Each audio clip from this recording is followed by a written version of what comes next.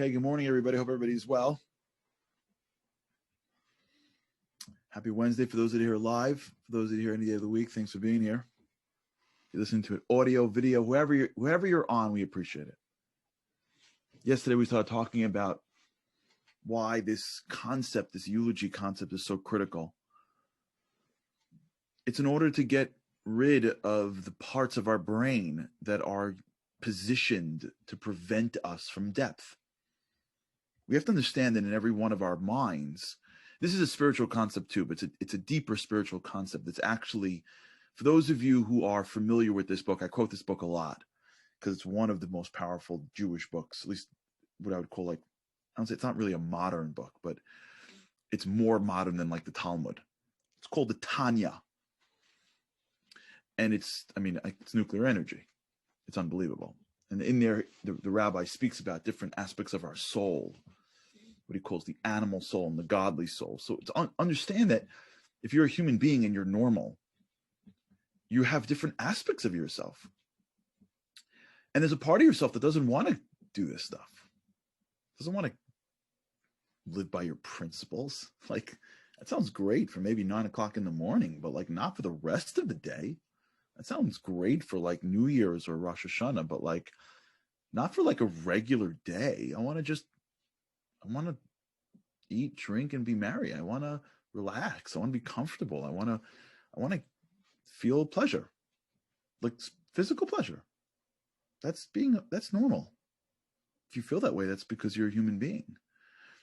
And as soon as you start to delve into deeper things, your mind will give you every reason not to. And much of the reasons are because of your life. And the challenges of living your ideals, right? Not just dying for your ideals. But as soon as you get to the end, if you will, in your mind, then you all of a sudden start to create new clarity because you don't have that challenge anymore. You don't have to work it out. You don't have to think about what your friends are going to say. You don't have to think about what's going to do to your family. You don't have to think about what's going to happen in a month from now. You get to just be at a place of truth. So if you could do it without it messing with your head, it allows you to figure out not who you are, but who you want to be. And that's a big distinction that I got a question over the past day on. You're not looking for who you are. You're looking for who you want to be. Remember, because it's be, do, have. We are always trying to clarify who we want to be. That's the evolution of life. Who we are at 9 is going to be different than who we are, I hope, at 39 and 69 and 99. Right? Who we are is a constantly evolving process. Now, in truth, who you are is your soul, but you have to be bringing out that power, and that, once it comes out, that's what I'm calling who you are. So this exercise that we're doing is really a brain hack to get into the depths of who we are or want to be by bypassing the usual blocks that our brain will give us to prevent us from rocking the system. Like, we're really good where we are right now. Like, we don't need to rock the system. Try going on a diet. After a couple of minutes, your brain's like, what are you doing?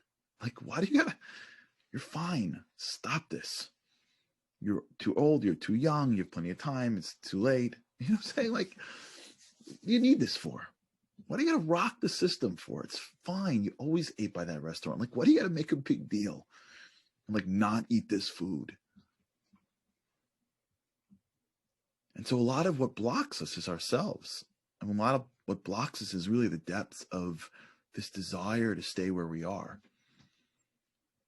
But as soon as we can find a way, which is why visualization is so critical and why it's so important.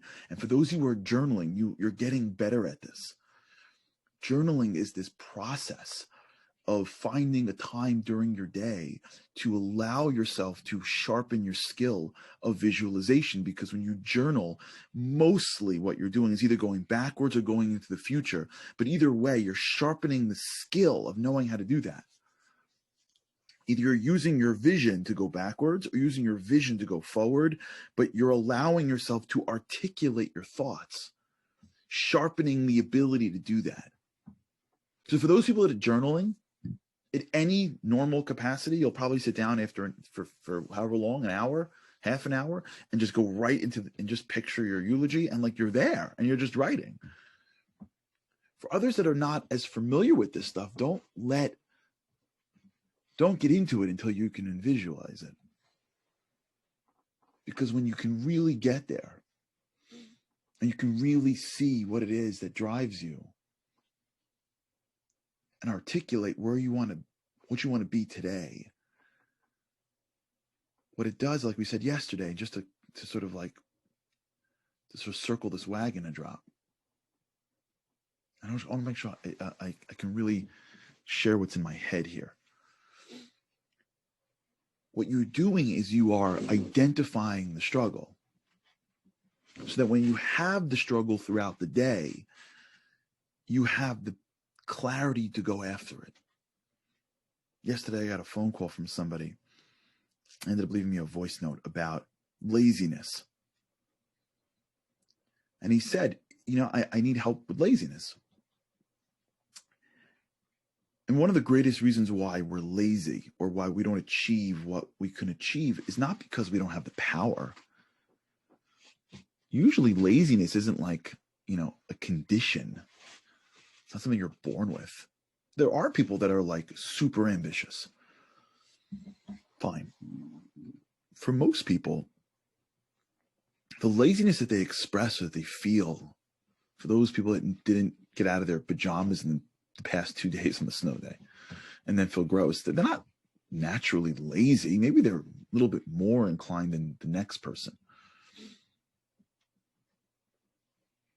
It's because they don't have something to fight for. It's a lack of clarity. And if you take that person and say, wake up, and they'll be like, no, I can't. It's a snow day. It's snowing. And I usually get up normally, but now I need to sleep. I can't. No, I can't. And you'd say, oh, I didn't tell you I got 2 tickets to Florida. You want to go for 2 days to a beautiful hotel on the house? That person would be like, wait, yeah, now? Yeah, I'll give you 10 minutes. Right? Like it's not a question of my capacity. It's a question of my clarity of what I'm getting up for. So if it's just to get up and hang out at my house, my brain's like, just go back to bed. But if it's to get up to do something, my Floridians are already hearing it. It's clarity. That's what drives us. It's clarity. If you ask yourself, how come you haven't been more accomplished this year? It's not, most likely 99%. I would say it's not because of your capacity. It's because of your clarity. What do I want to accomplish this year? Well, if I don't spend time thinking about it, it's just like a general thought. I don't even know how to go for it. And when it translates into my day, I don't see how working hard for this thing is going to get me to that thing. How many times has this happened to you in life? It happens to me so many times in life, especially when it comes to like religious things, where I'm doing something. I don't know why I'm doing it. I'm just doing it because that's what I do. I'm trying to do as much as I can. And then I speak to somebody who's holier than me, and he explains what it does for my soul. And then the next time I do it, I'm like so much more excited and I have much more energy for it. Right? It ever happened to you? And like, let's take dieting, right? For those, I just keep on going back to this because it's just an easy example. Like, how many times have you like done something? You went to the gym and you ran or you worked out or you didn't eat this food or whatever it is, right? You stopped eating after 8 o'clock and you don't know why you did it. Because someone told you that like you stop eating after 8 o'clock. Then like you read this thing that if you stop eating after 8 o'clock, what it does, because it's an hour or 2 or 3 before your bedtime, it moves your this. And by the time you wake up in the morning, the toxins clean out. You ever have this to you? And you're like, that's what happens? And then all of a sudden, like the next time, 8 o'clock, you're like, no, I'm good. Like, what happened? Yesterday you were crying that you can't stop being 8 o'clock. How come now you're fine? The answer is because you have clarity. The action is not just random. The action is not just like, it's not just like a blunt instrument. It's a scalpel now. I'm doing this and I'm leading to this. And if I'm clear with where I'm going, if I've got a clear goal in mind, I can do so much more. We're in football season right now. This is the crescendo for the football fans. I was telling my son, I've got one of my children, God bless him, who's like a football fanatic. I was like, I think we have to take a break from all football related activities after Sunday. He's like, no, Dad, what do you mean? We could just watch replays. I'm like, no. Let's just wait. Let's just have a rule. When they open training camp or whenever the draft starts, we'll go back, but we need to take a break. He's like, I don't know what that even means. And what I remember reading this study about college students, college athletes. I think we spoke about it here on the show. How college athletes go through a tremendous amount of depression when they graduate college, worse than college students.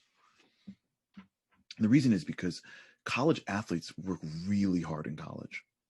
People don't appreciate it. When you see a football player or basketball player or any other player for that matter in college, in an American NCAA Division I college, even if they're taking like basket weaving, I'm saying for like, as a major, in most colleges, they still have to do stuff. And so the program even if they're sleeping in class, they still have to be in class. So that means that they have to work out by 5 a.m. They have to have practice before and after classes, right? So if you look at the season of a college student, they're up every morning at 5. They're in the gym. They're on the field. Then they're in class, right? Their days are so jammed. It's so hard for them. But they all have this goal. They got to pass their grades and they got to win the championship. And because the goal is clear, they push themselves beyond what they thought possible. And then when they're done with college and they wake up and they don't got to get up at 5 o'clock in the morning, that should be amazing, right? I used to have to get up. Now I don't have to get up. They get depressed because they used to fight for goals. It feels good to fight for goals. If we're not more successful, it's in many reasons because our goals aren't clear. I don't know what I'm fighting for 2021. I don't know what I'm fighting for this month. I don't know what I'm trying to accomplish. I'm just trying to survive. I'm just trying to get through my day. And not only that, I don't know how my actions now are going to somehow be correlated to my ultimate goals. If we can clarify what I'm going for and then bring it to my day, I'll wake up for that. I'll fight a little harder for that. I'll go to bed later for that. I'll hold myself back for that. That's how our brain works. And if not, when you get up to a situation that's difficult, your brain's like, why are we doing this for again? And you have no good answer. And your brain's like, we're not doing this. And what if we don't? And the response is, we should. No, we shouldn't. Go back to bed. Say that thing. Eat that thing. Don't do that thing. Now, imagine if this goal was not just a material goal. Imagine if this goal was a value. If it was a spiritual goal. If it was an existential goal. I know what I'm going for. I'm going for being a great blank. Husband, wife, friend, father, mother, daughter, son. That's what I want to be known for. I know what I'm going for. I'm going for being generous. Yeah, that's what I want to be known for. That's what I want to be in life. I want to be generous. I want to be kind. I heard about the story of this individual, And he always thought of other people. And when I heard it, like something resonated with me. That's who I want to be. Who you want to be is the greatest goal in the world. And when we look at our year and say, by the time this year's done, I want to be more like this. I want to be this. When that's clear to you and you wake up in the morning, you look at your day and the actions that it takes to get to your values, and you have a greater amount of energy to do the things that you deep down want to do. Because here's the secret, and maybe if we can get to this now, great. If not, we'll have to talk about this. Here's the secret. A lot of the things that you want to be are the things that you're struggling with. A lot of the things that you naturally struggle with, the reason why you struggle with them is because that's why you're here. That's why you're on this earth. Because you're supposed to fix it. Because you're supposed to overcome it. And the ability to stare at our challenges, find the values that are within them, and see the challenges as the gym of our lives to bring out the values that I want to be. If that becomes clearer, now you can muster up the energy that you need to go up against it. I hope that was clear. Let me just delve in a drop.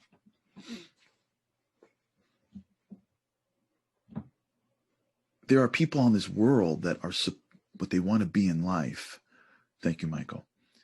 There are people in this world that want to be in life. They want to be givers. That could be why they're on this earth. Again, I'm not delving too far into this, but that could be why they're here. That could be one of their lives' missions, to be a giver. But they're not very generous.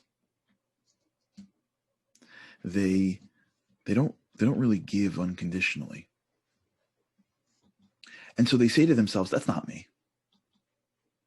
But yet every time they hear a story about a giver, they get so inspired and go, I really should be like this. And every time they give in a real way, they feel inspired. But then they go back to their lives and they always hesitate. And should I give the dollar, or should I get involved in this? But it's my money, but it's my this, but it's my time, but it's mine, but it's mine, but it's mine. And then they go through life and they look at the people that they respect, the people in their lives. And a lot of times in life, they want it, but they struggle with it. It's by design. Because if it'd be easy for you to be a giver, then that wouldn't really be greatness for you. It's nice to do things. And if people are naturally inclined to do good things, do good things. But that's not what you're struggling with.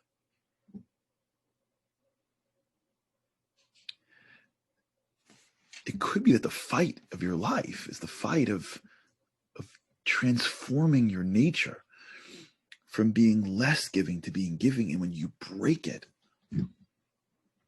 you're accomplishing something that's so much greater than a Super Bowl trophy or a corner office or anything else in life. But because it's not easy for you, without the clarity of what you're fighting for, you're always going to be getting knocked down.